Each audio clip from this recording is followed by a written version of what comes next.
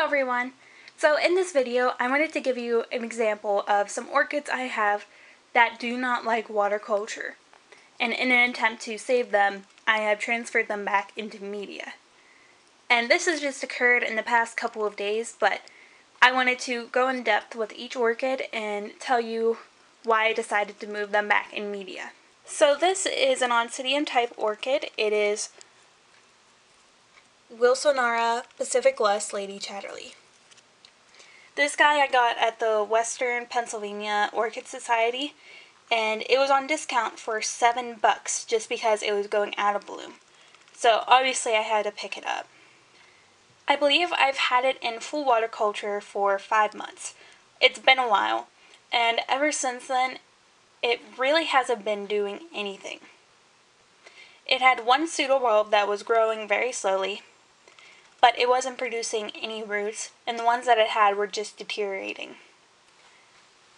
Now, what made me decide to transfer this guy back into media is that it had a pseudobulb that was this tall, that was growing super well. And all of a sudden, it just rotted and died on me.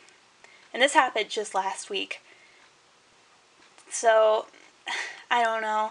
I honestly don't know if it'll survive. I don't know if it'll produce other pseudobulbs. I'm hoping that it will, but obviously it wasn't liking water culture. So hopefully it'll be able to adapt back into media and survive for me. This guy is Miltoniopsis White Truffle Bright Eyes. Now this guy has also scared me within the past week. It had 5 pseudobulbs, and 2 of them dropped their leaves and the pseudobulbs themselves started rotting. And then this pseudobulb back here also just dropped a leaf. Now it had a new pseudobulb growing in the back, but due to it having a shallow root system, I couldn't put a lot of water in the vase that it was in without flooding that new growth. And therefore, I think my problem is that I would accidentally let the water evaporate from the vase and then not check on it, and therefore it would dry out. So, I mean, it was doing great. It had roots forming, it had a new pseudobulb forming, but I don't think I could keep up with it. So, to try and save this orchid, to make it easier on me to remember to water it and all that, I decided to move it back into media. I'm kind of worried because I've heard that a lot of orchid growers were having trouble with growing Miltoniopsis. And they were doing it the regular way in media, and they weren't doing it in full water culture like I was.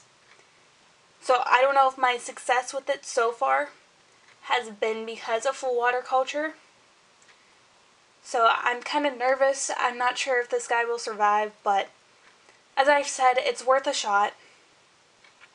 This guy I also got at the Western Pennsylvania Orchid Show, and it is the most expensive orchid out of my collection. It's $45. Normally I won't pay more than $25 on a single plant, but my mom actually bought this for me because she was there with me at the show, and like I had $200 and I only bought like 2 orchids. So she felt bad for me and she got this for me. And it would just be a damn shame if it died. Now this is a small Cattleya that I bought from Lowe's. And here's the tag. I'm not necessarily sure how to say that or what it means. But I have 2 other Cattleyas in semi-water culture, and they're doing great. They're producing tons of roots. They're growing nice healthy pseudobulbs, but this guy has just been deteriorating ever since I've been doing it with him. And I think it's because he didn't have a good root system to begin with. And therefore, when I transferred him into water culture, he just kind of gave up. Now, he had a nice pseudobulb that was about this tall that could have bloomed, to be honest, but that rotted and died. And then it just produced this really tiny pseudobulb that is just not substantial. Like, it wouldn't be able to survive off that. So due to the growth shrinking, I've decided to move it back into media.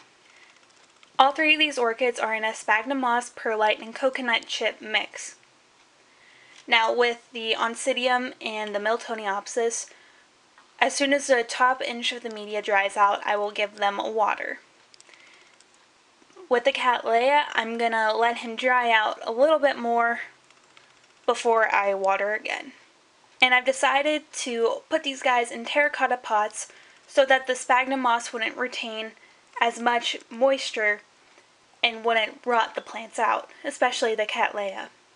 So I'm hoping that the clay pots add to the aeration of the mix and to the overall health of the orchid.